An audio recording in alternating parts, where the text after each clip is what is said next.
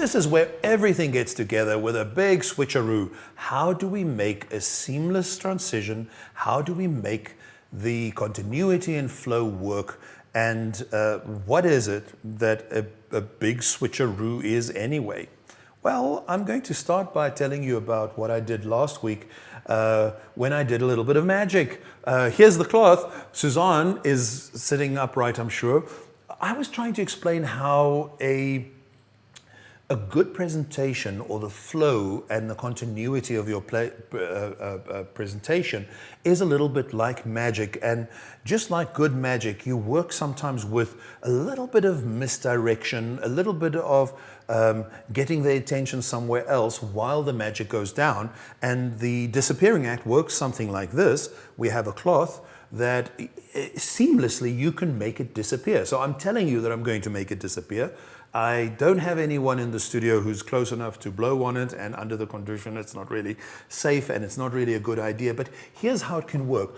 As we blow on it, the cloth can just disappear. And this kind of magic is something that is just so lovely, and it demonstrates for me this fact that you can present and misdirect your audience and take them in a new direction. And of course, the moment that the magic is over, you want to move on to the next thing, because that is just how magic works. I mean, if you think about a magician who's disappeared through running through an axe with a thing and a thing that's sprayed in a fan, he isn't going to keep the act on the stage for too long. The moment that it's finished and the illusion was created, you're going to move on to the next thing, which is what I'm going to do as I start talking about the big switcheroo. This image of tracks is really something that helps me to demonstrate that idea of a change of scene and a move in a new direction. And what I wanted to do is, first of all, do a little bit of talk around how to do those transitions when you're in the middle of a Zoom webinar. So what I'm going to show you is a clip that we recorded earlier, because it's just too complicated to do it live, just purely because we're in this webinar and we can't change it. So here's the clip that really just shows you a little bit about it. And this is Nico number 2. Right now I'm going to show you how on Zoom you can do a transition and still see what you're working with your audience. So I'm crossing to my screen, and before I'm going to share screen, I want you to see that you should have your chat open, and also the participants in the room open. Oops. And the reason you don't see them now is obviously because at the time of recording this, I didn't have anybody in the room. Now we're going to go and share. So by sharing the screen, you want to go to your PowerPoint. You want to be sure that your share sound option is open. And then the moment that you press share, you want to go to full screen as soon as possible. So share, and the moment that you're in there, you're going to go and share full screen. Now in your screen, you see what you have in the background, which your audience won't see, is your own screen and your chat and your participants. So you can continue to work with those elements even though your audience won't actually see that. And that is kind of a nice advantage. The other thing that I quite like to do is to have all of my video in the PowerPoint, so that automatically now, once you're in this mode, you don't spoil the view for your audience. It's quite a good idea, right? That is actually a really nice tool to use, is to work with your video, because it is a seamless start every time. And particularly in Zoom, I found it's lovely because you can transition quite smoothly. And as you see in this show, I use those little stings of a 10-second sting or so as a quick breather, because there's enough time to quickly grab a drink of water, to quickly switch around and get into the next segment. It also just helps you to reframe, and for your audience to segment your show and your information, to use those little stings.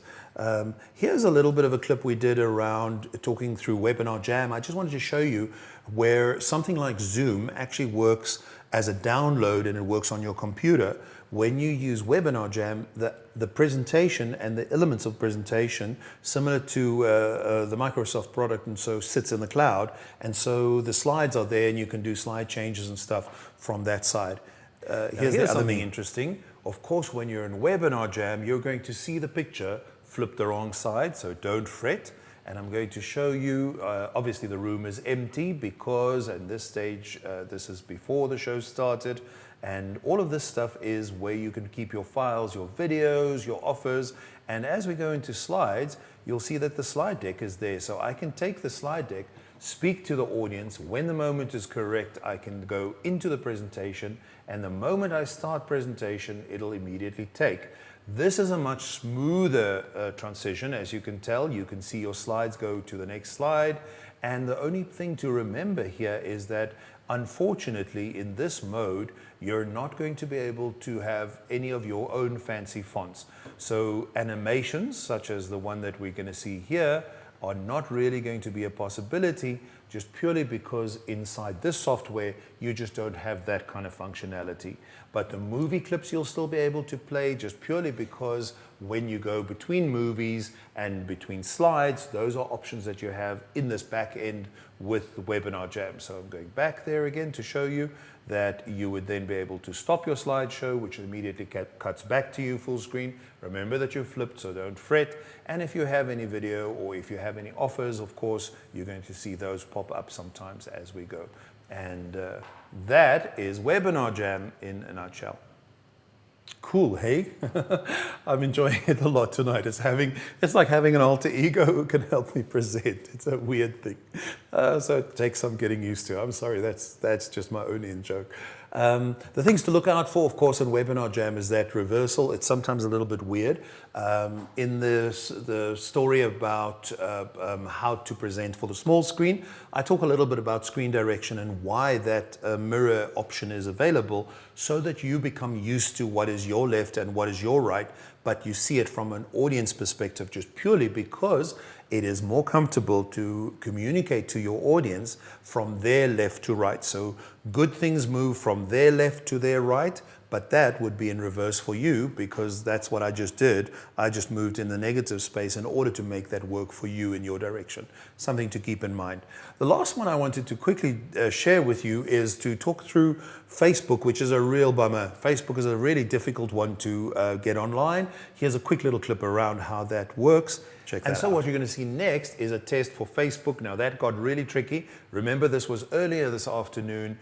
As I've set up all of Go Live in Live Producer, and I'm about to click Go Live, what happens at that stage is Go Live, a countdown, and hello Facebook land. Right now we are here to do a quick tester for a webinar that's coming your way tonight, and this is the PowerPoint slide sequence that I'm going to use. So it is first and foremost for me all about the kind of compression, it is about the kind of sound quality that you get, and then the kind of client's needs and the kind of security that you have. So streaming on Facebook like this is obviously absolutely open and anyone can watch it, but there are other advantages to using platforms where a code is necessary, or you have to have something very specific to be invited to a particular webinar or to a platform. So I would say check out, again, just those kind of processes. What is it that you're really looking for? Because that's going to be the thing that'll help you to decide how you use a platform and which one you do.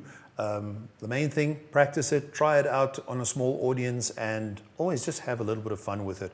If I can pin something for you on the board, it is to be comfortable, rehearse, go through the transitions.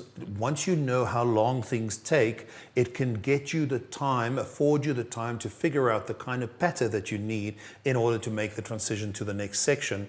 And the other thing is, of course, that note to go get yourself a wingman if you're uncomfortable, or a woman to help you out with this.